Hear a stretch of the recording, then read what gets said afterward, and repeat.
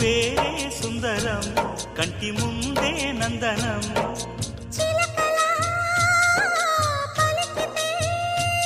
ఉండిపోరా సంబరం ఉండే కాదా మందిరం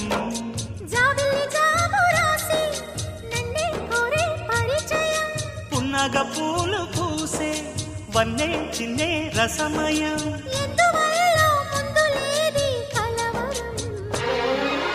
అగిరి పడిన పెదవికేంటి అర్థం